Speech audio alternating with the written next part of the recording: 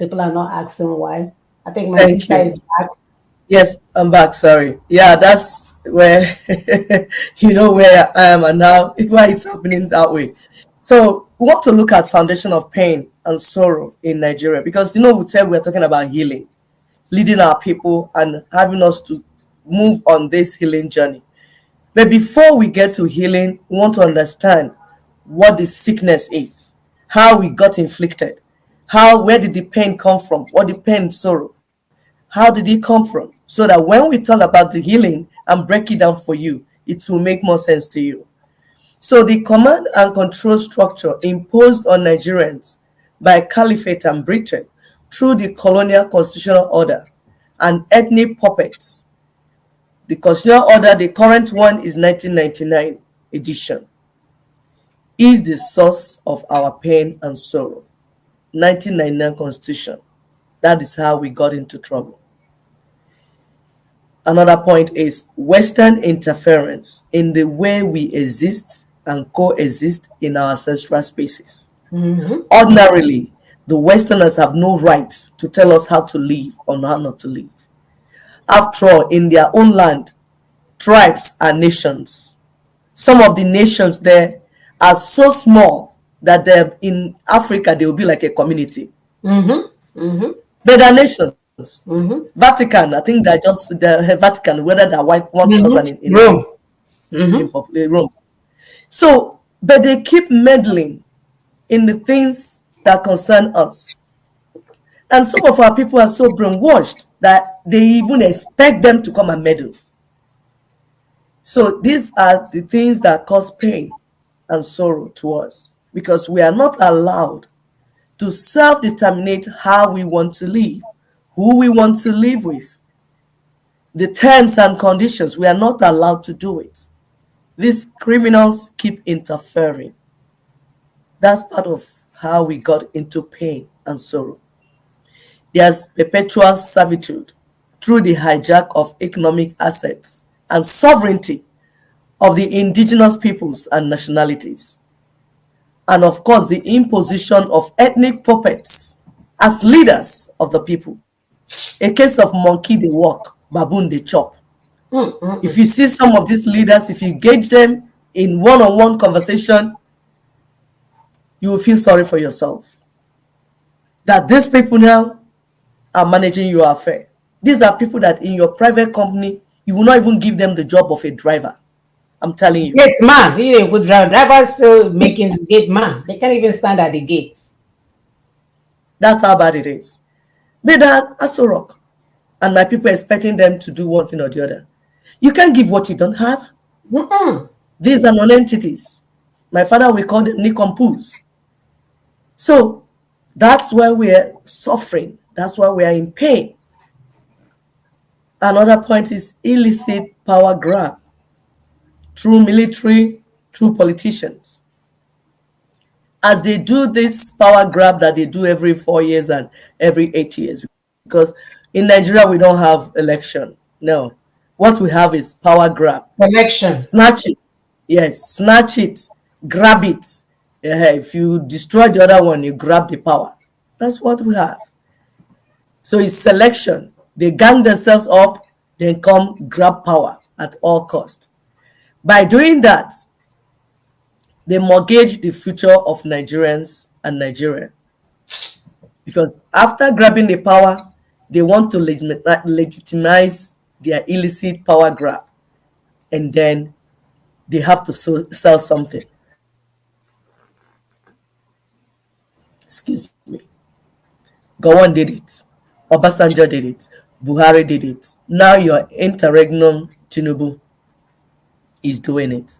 Selling off everything. Signing everything that they present for to him. So far, he remains on that seat.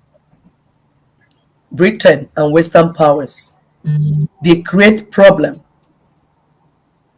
When they create problem, they come and present their own kind of solution, which is not a solution at all. Rather, it is something that will favor them and disfavor the natives, the owners of the lands and the assets. is intentional. They give these power grabbers dotted documents to sign to enable them colonize and steal the assets of the indigenous peoples. We'll give you an example.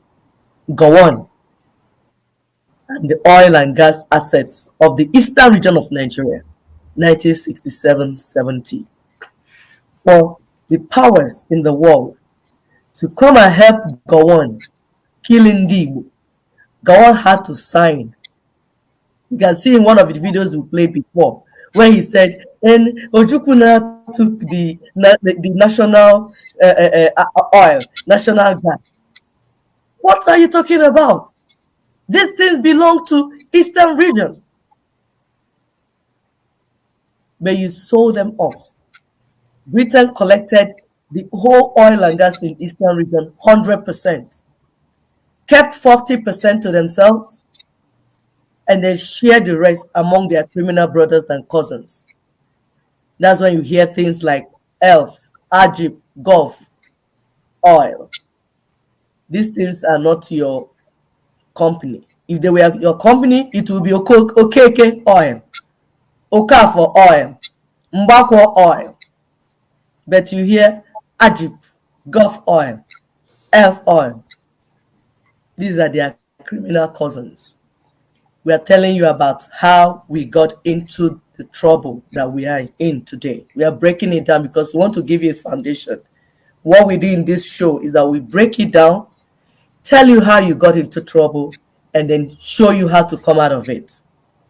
So, the foreign criminals will join forces after they finish taking the land, because they don't want the people to wake up one day. Please continue to help us to hit the like button. They are once again blocking, so that like button helps with the algorithm. So continue to help us to hit the like button as you watch. Thank you. Especially on Facebook. Yeah. So after they've taken these assets, they want to keep it to themselves because they know that tomorrow the children of those people will come back and begin to ask for their father's properties and assets. So what did they do? They beat down, they joined forces, beat them down, and totally annihilate them. So they want to remove the indigenous owners of the assets so that nobody will lay claim tomorrow to the assets. That's what is happening in northern Nigeria. What is happening is not Boko Haram by itself in isolation.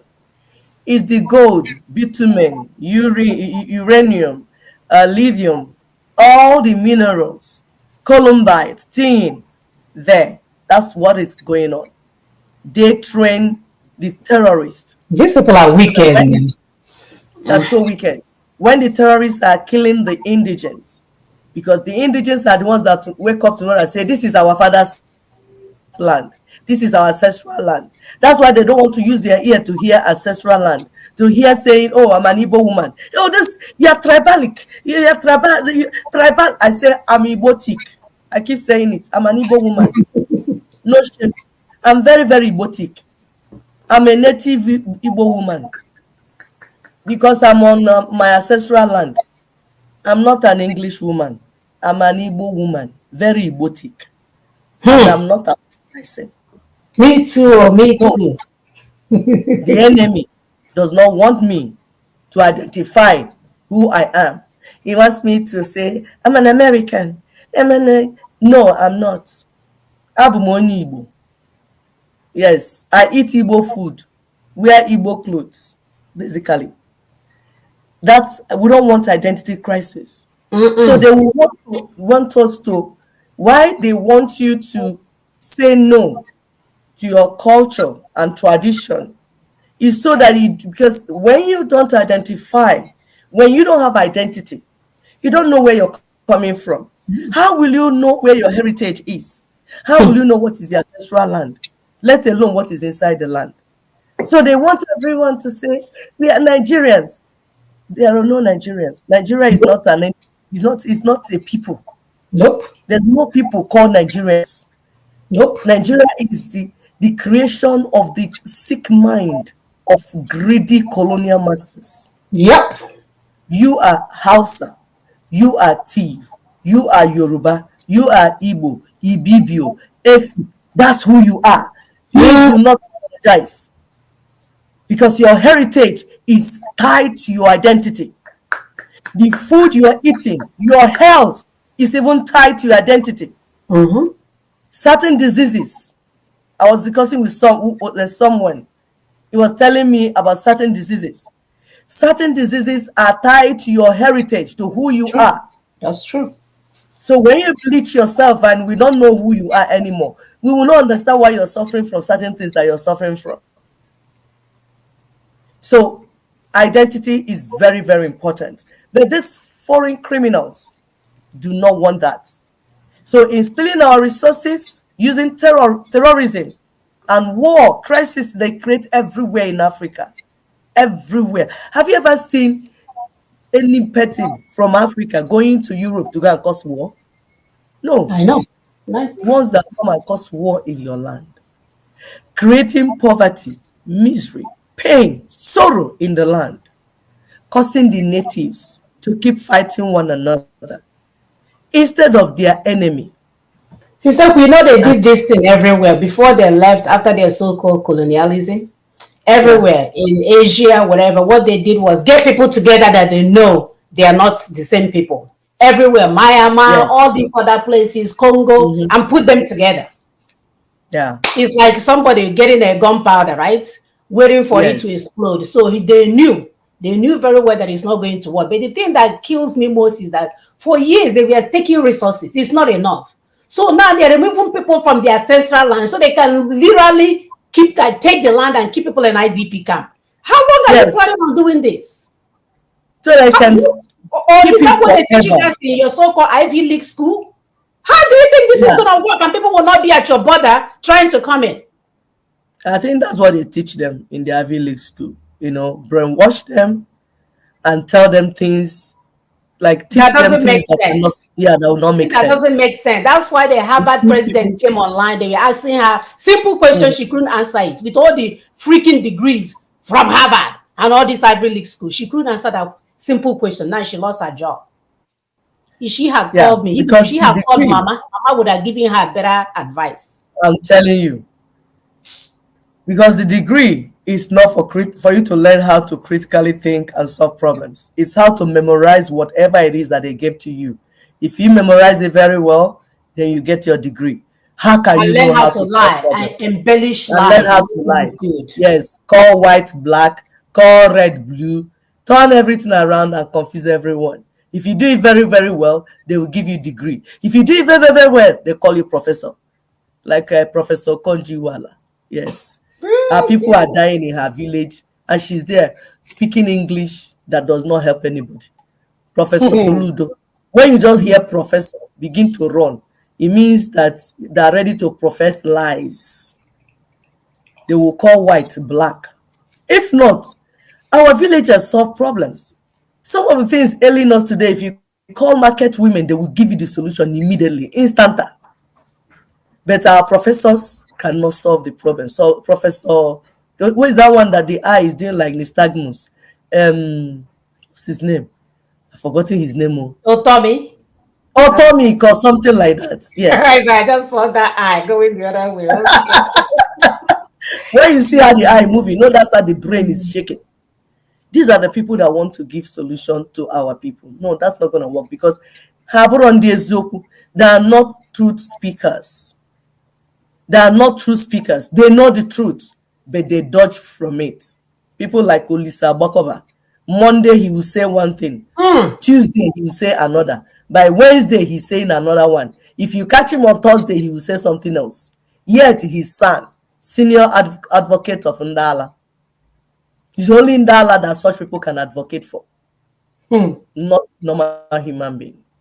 So these are the things that cause pain and sorrow to the people. We'll give you example. This proposed building of gas pipeline to Morocco, selling the gas of eastern Nigeria, while our youths run away on economic exile, trekking, trekking through deserts, swimming through Mediterranean Sea, providing food for animals that live in deep sea, children that God sent and gave to us are driven away from their ancestral lands. Yet, people are just talking stories. How come that the oil in Texas is working for Texans, but the oil at Nnobi is not working for Ndi Nnobi? The oil in Akwa Ibom is not working for Ndi Akwa Ibom. The people are left to suffer the consequences from such mining activities. So what are we saying in essence?